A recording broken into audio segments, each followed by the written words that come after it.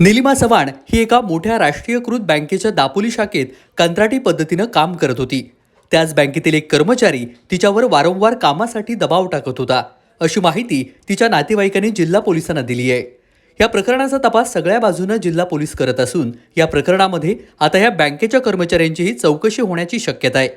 निलिमा चव्हाण हिच्या मृत्यू प्रकरणी विसेरा रिपोर्ट येण्याची वाट पोलीस पाहत आहेत.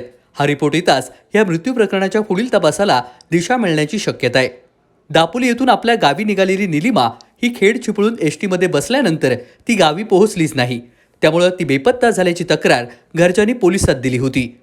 यानंतर 3 दिवसांनी तिचा मृतदेह दाभोळखाडीत मिळालेला होता. या प्रकरणी तपासात आतापर्यंत घातपाताची कोणतीही प्राथमिक शक्यता पुढे आलेली नाहीये. निलिमा चव्हाण हिच्या मृत्यू प्रकरणी घातपाताची शक्यता नाहीये, असा प्राथमिक निष्कर्ष पोलीस तपासामध्ये समोर आलाय.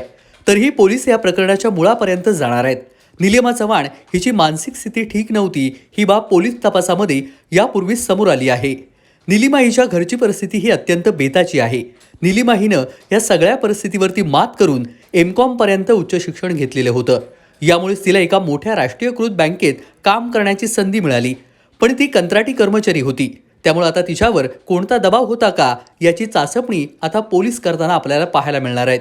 याच प्रकरणी निलिमा चव्हाणच्या घरच्यांनी एका कर्मचाऱ्याचे नाव देखील पोलीस प्रशासनाला सांगितलंय. त्यामुळे आता ह्या सगळ्या पार्श्वभूमीवर पुढील पोलीस तपासामध्ये कोणती वेगळी माहिती समोर येते का हे पाहणं महत्त्वाचं ठरणार आहे.